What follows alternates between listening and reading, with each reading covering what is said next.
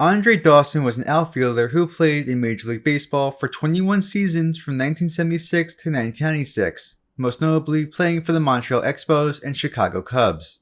A prolific, sturdy hitter, Dawson had nearly 11,000 plate appearances in his career where he slashed .279 with a .323 on base and .482 slugging for an .806 OPS and 119 adjusted OPS. Also in his career, he compiled nearly 2,800 hits, over 400 home runs, over 300 stolen bases, over 500 doubles, nearly 1,600 RBIs, and scored nearly 1,400 runs while being worth 64.8 WAR. As great as a hitter Dawson was, he was also a terrific fielder, taking home 8 Gold Glove awards and being one of the best fielding outfielders in the 80s.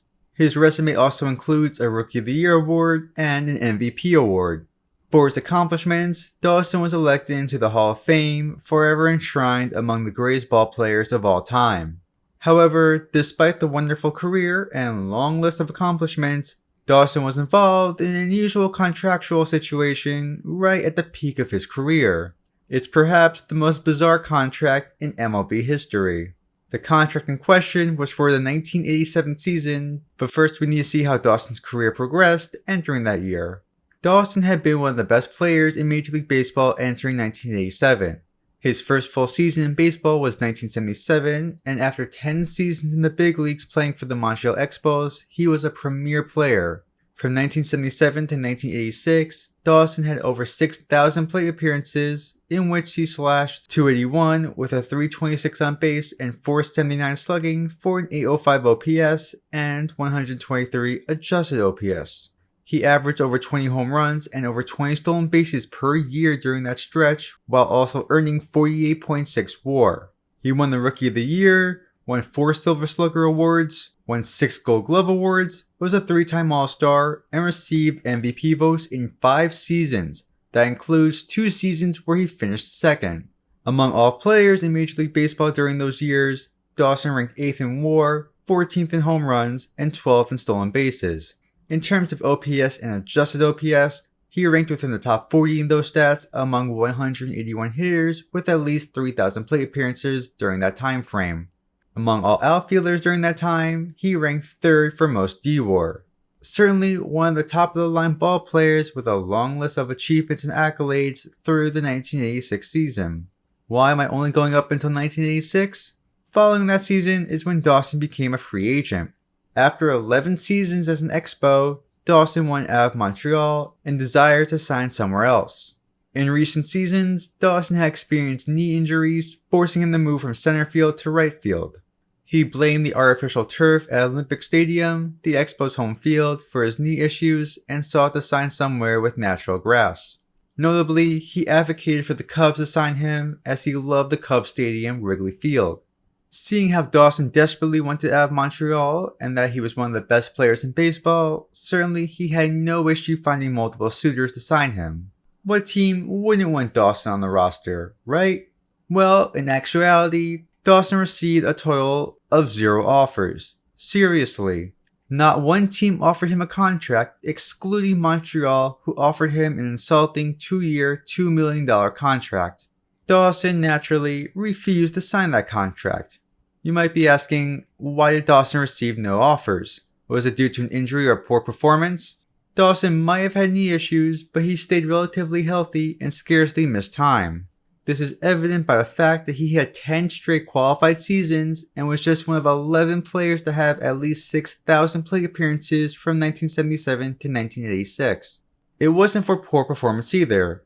While his numbers dropped slightly in recent years, Dawson was still a productive hitter and fielder, putting up a .754 OPS and 111 adjusted OPS in the 3 previous seasons leading into 1987. So if he was healthy and hadn't declined in production, why did he receive 0 offers? Unbeknownst to most watching this video, there was a period of time in the mid-80s marred by owner collusion. This is a topic I wanted to make a video about for a while, so I won't go into too much detail about it now. But just know that for a few seasons in the mid-80s, the owners intentionally kept salaries and roster size low to save money. Be on the lookout for a video regarding that collusion in the future. Andre Dawson certainly picked the worst time imaginable to enter free agency, as what could have been a life-changing contract turned into unemployment.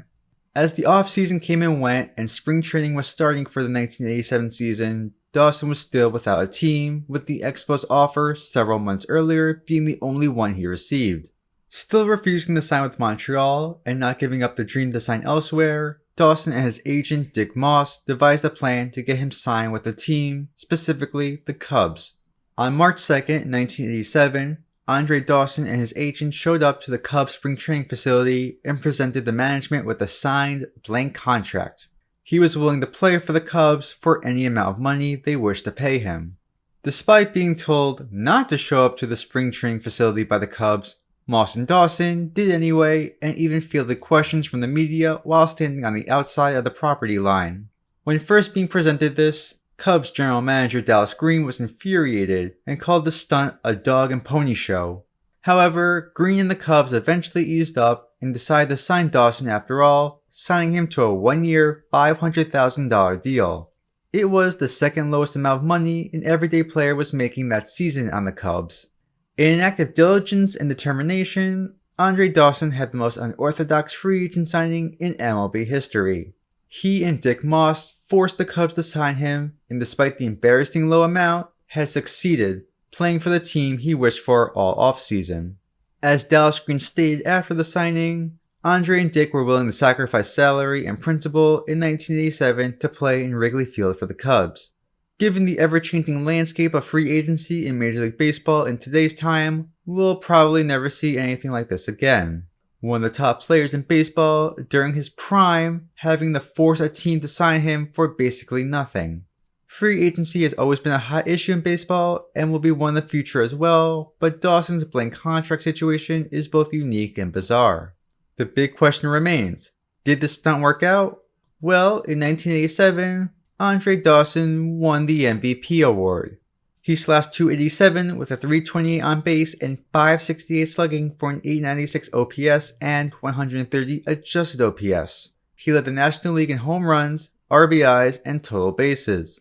Dawson nearly started the season unsigned, had to force Chicago to sign him for nearly the bare minimum, and went on to become the most valuable player.